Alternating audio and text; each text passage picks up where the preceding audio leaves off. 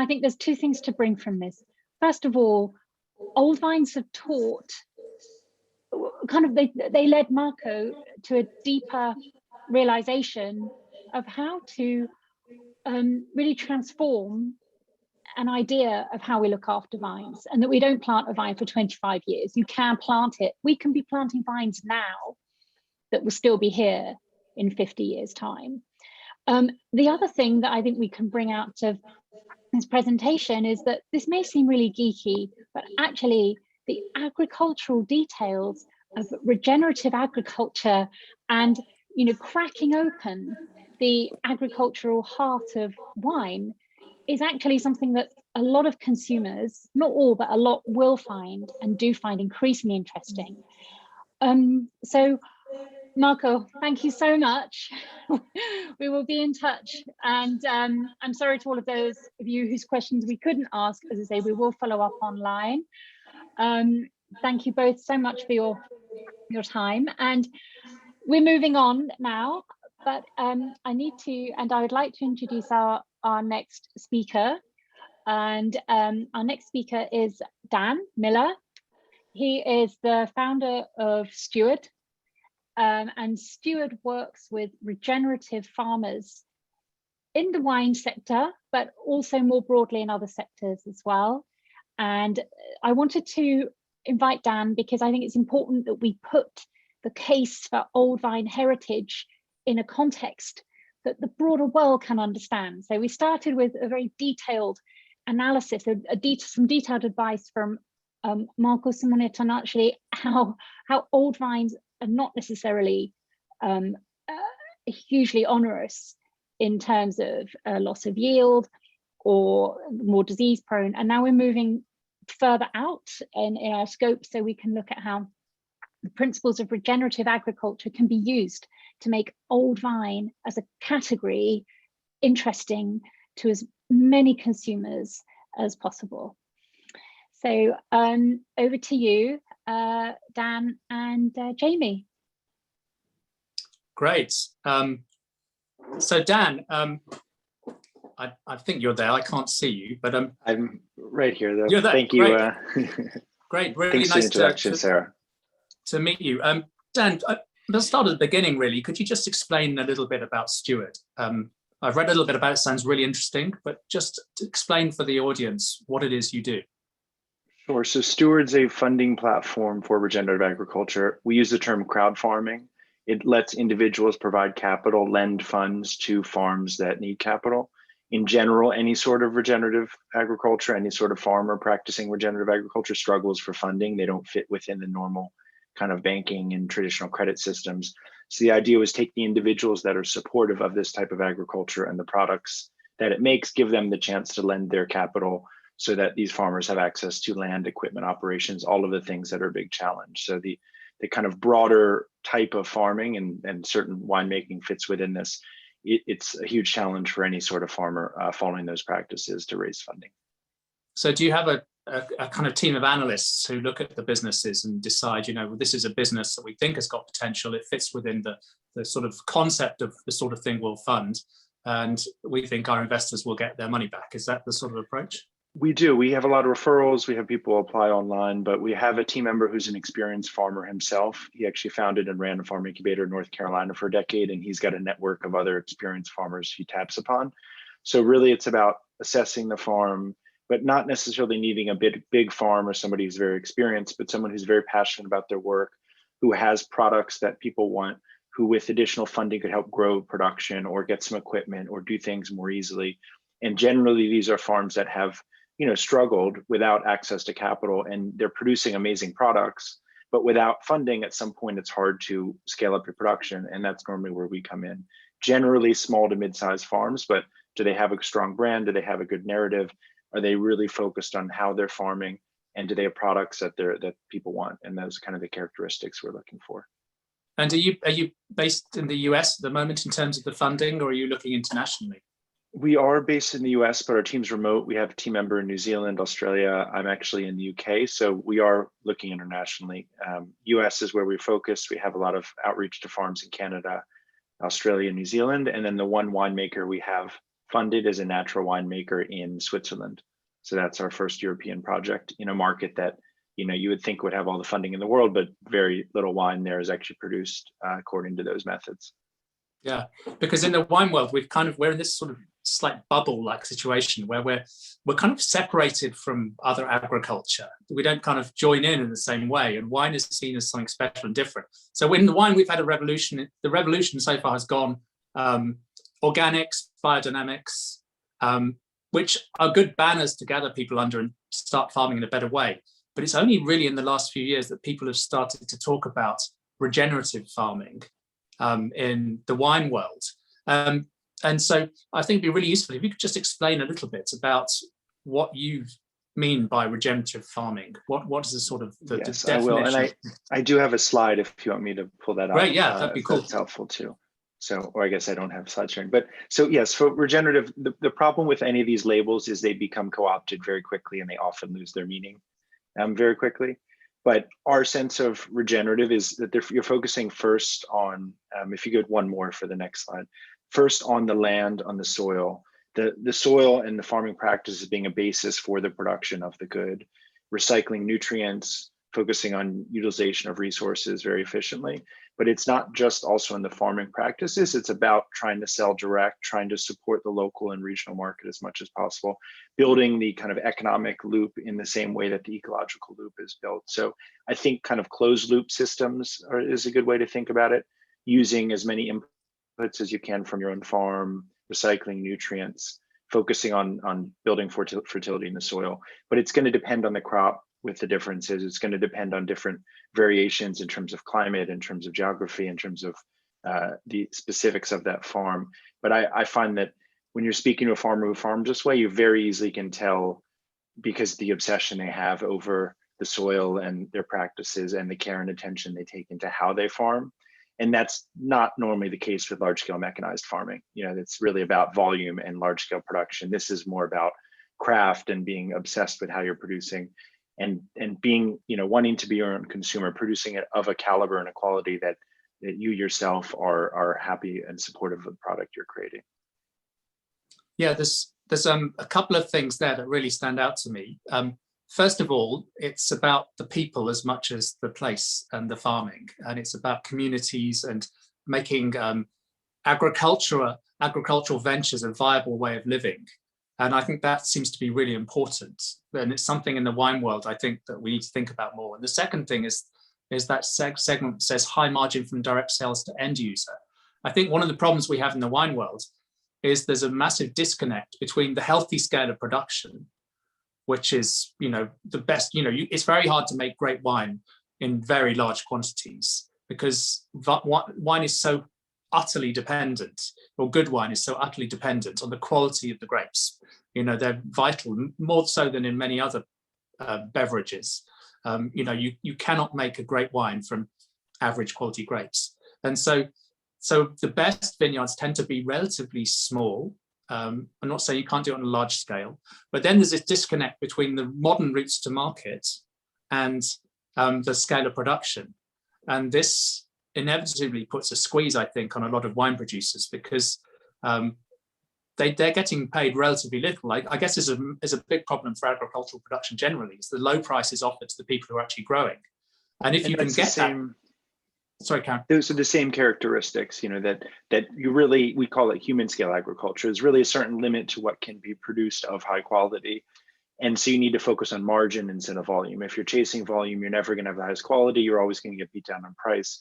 And so what we help these producers do is do more direct sales, do more value-added products. The winemaker we supported, we helped him with more infrastructure to be able to get his product delivered directly to market, and helped him sell directly in Switzerland too, as opposed to selling to some importer who's then selling to someone else. And so trying to get your product in the hands of the end user helps you get that margin so you can meet in the middle at a price that's fair for the customer, but that also gets you the economics. So I think so much time is spent growing that the growers then don't think about how to actually get the extra bit of value for what they're producing.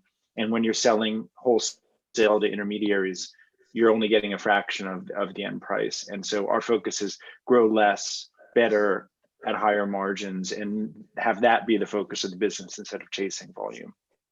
Yeah, I guess one of the problems has been the commoditization of agricultural products. You know, once it's a commodity, then it's all about, you know, a price auction, I think, and that's a real difficulty. So do you think that— And that's a big part of the storytelling of our platform of this is the producer, here's their story, here's how they farm, you're lending to them, you can share in their success, you can also buy products from them. So I think it's also about winemakers telling their stories so people are interested in purchasing direct, which is different than it normally is. And how, I mean, obviously you've had a relatively limited experience in the wine sector. From what you've seen, do you think there's a big opportunity for this sort of approach in the wine world? I think there's a huge opportunity. I think out of all goods, all products, I think wine has a connection to people that's stronger than any. We have a hemp farm, so you know, hemp and cannabis similarly has that obsessive customer.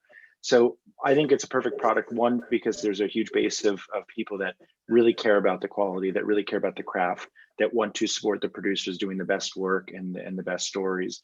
And then inherently, not only are they providing capital, but you can provide incentives. We have, you know, if somebody lends more than $10,000, they get a box and extra products. So I think you can also create that affinity that the people providing funding are also people purchasing your product. And that's how you start to get that tighter loop of a business with, you know, less people in the middle of it and a clear supply chain. So people who fund, are they able to choose who they fund, or with a particular agricultural segment they fund, or do they buy into the overall fund? They can do both, but the key point of the platform is they can pick a specific producer, a specific farm, lend capital to that farm. We administer it, we structure the loan, we manage the kind of paperwork and regulatory infrastructure.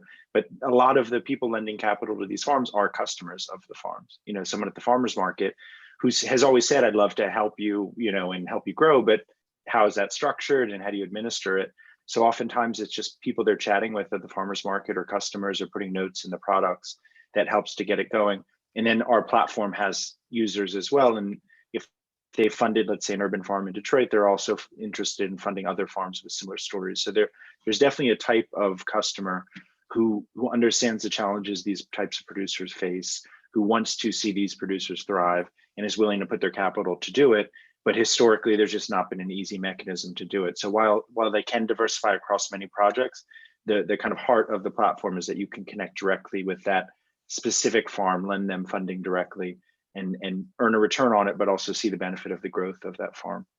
So do you think one of the key issues is going to be getting normal people, not these highly involved consumers who, or, you know, have a connection with people who are doing this farming, to recognize the value and the importance of the term regenerative farming?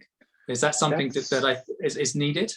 That's, I mean, a big part of our platform is how do you bring more people into this conversation? The initial group of people that are supporting are the people talking about regional food systems and local food and empowerment. And there are a lot of those people out there, and they don't really have a place to further their efforts other than buying directly from a producer. But to get to the point where the norm in agriculture is not, you know, conventional large scale commodity ag, but this type of agriculture, it's going to take a wholesale shift, not just in people's awareness, but in government policies, which generally shift towards the large producers. So it's a long effort. I like to say that it's been 100 years undermining the agricultural system and building this kind of global commodity framework. It's going to be decades at minimum to build an alternative. Our goal is to provide the financing platform that can build that more decentralized, smaller scale agricultural system. So I came across this term when I was chatting to Sarah. She mentioned the term regenerative capitalism or regenerative economics. I'd not heard of that before. What is that? It's now, you know, regenerative agriculture was one of the lenses that people see it, but it's the broader framework of circular economy, of providing assets that will yield benefits other than just the return on capital. I think people think that way. Institutions don't think that way. So right now, most money is managed by institutions who are measured just by return. And if you're measured just by return, you chase the highest return. And that's how you end up in, you know, the reality of most corporations today, which have really no consideration for anything but profit. Many of them say they have other considerations, but in reality, that's not the case. And so this broader regenerative real estate, regenerative economic activity is about how do you put your dollars into local systems? How do you build capacity and infrastructure? How do you build equality? And so regenerative agriculture is just one of those elements. We recently funded a project that is a food hub. So it's effectively a real estate project, but it has cold storage, distribution, processing for local producers, a commercial kitchen. So you start to realize, what is the regional infrastructure that's needed to support opportunity for more people, as opposed to just putting it into a kind of a profit maximizing. I think that's where the most exciting opportunity is. There's unlimited amounts of places you can put your money where there's no texture and no values, but there are very few places that you can put your capital that deliver more than just economic return. Steward aims to be one of those. There are more coming, and I would say it's the beginning of a broader movement, but it's definitely an uphill battle. I think that sounds really interesting, because I think in the wine world is absolutely ripe for this, because you've got thousands and thousands of small family-owned wineries making, in many cases are making really good wine. In many cases, they're not making a lot of money because their route to market is kind of being choked down. And the unfair thing, I guess, is that these days they're expected to not only be able to farm well and make good wine, but they're expected to be marketing experts. They're expected to be experts in commercial negotiations. They're expected to be experts in finding the appropriate partners to work with abroad in export markets. And it would strike me that if you went to a wine region and you provided some infrastructure or a hub, and with shared skills that a skill set, with people with skill sets that could be shared among many of these growers who are trying to do the right thing, it could be really interesting. Coupled that with regenerative agriculture, which I think that most of the wine world is talking about now, even if it's not doing it. I mean, I think the problem in the past is organics and biodynamics is fantastic, but it excludes quite a lot of producers because, for instance, there's some things you can't do in organics and biodynamics that make it very hard to practice those forms of agriculture in certain climatic regions. There's all sorts of challenges. And there's been attempts to establish sustainability systems, but they tend to be a bit toothless and rubber stampy. And so to have a commitment to regenerative agriculture, I think would be really fantastic. And then having funding going to create structures that support these farmers and help them in their attempts to do farming the right way would be really fantastic. I think it would be really positive. And that's the whole direction we're going of how do you build the whole supply chain? We started funding primary producers. Then you realize you need to fund value-added infrastructure because you have to process it to get to market. Then you realize you need that hub infrastructure for storage, processing, trialing, tasting. And then you also need to recycle it on the way back. So we have a vermicompost company, which is nutrient recycling. And connecting all of those links is really what's needed. Part of our kind of pitch as a platform is farmers and winemakers are asked to do too much. They're asked to do the farming and actually market themselves, run bookkeeping. I mean, we've never met a farmer once who had their books in order. It's just too much to ask for them. So we've been providing some back-end services for farms. We're starting to set up a network for that. We've actually funded an Amish farmers who are doing kind of everything for him, obviously, because it's very hard for him to reach end markets or tell his story. So that's what I think is needed, a kind of a broader engagement around what's the infrastructure, what can be shared. And the sad thing is you're really going back to what existed hundreds of years ago with cooperatives. I mean, the point was shared resources and infrastructure for communities and producers, and that's all been destroyed. That's all been consolidated. The kind of consolidation of agriculture also led to a consolidation of the infrastructure around agriculture. So if you're a small producer, you don't fit into those supply chains. But I do think if you have those hubs of value that support networks of growers that centralize some of the infrastructure, that run it as a service to support those other growers, it will help a lot. And that's the goal of our platform, to connect all those dots, bring the financing through the whole value chain, help cut the middlemen out of the funding side, but also cut the middlemen out of the sales side and really make it, direct connection to the end market and proven value all the way through. Yeah, because this is fantastic because it builds a financial element of sustainability, which is an important element of sustainability.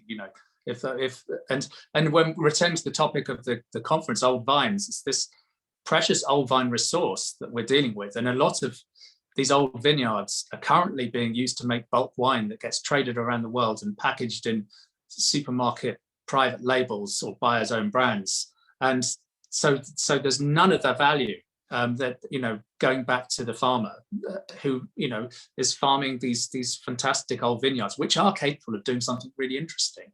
And I think we're going to hear from Stuart Spencer from Lodi later on about some of these old vines in Lodi are going into effectively jug wines, and there's something wrong with this. And you have to differentiate your product, and if you're selling into the commodity system, it's not going to work out for the producer. But that requires bottling and that requires branding and sales. And so as you said before, sharing some of those resources or grouping together through networks is important. But the effort it takes to grow that wine and then to get no value for it is a frustrating experience, and that's what many farmers face.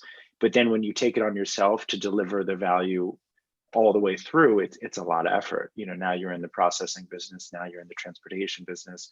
So it is too much to ask of people, but it's the only way out. You have to build a wholly alternative supply chain for value to actually get to the producers.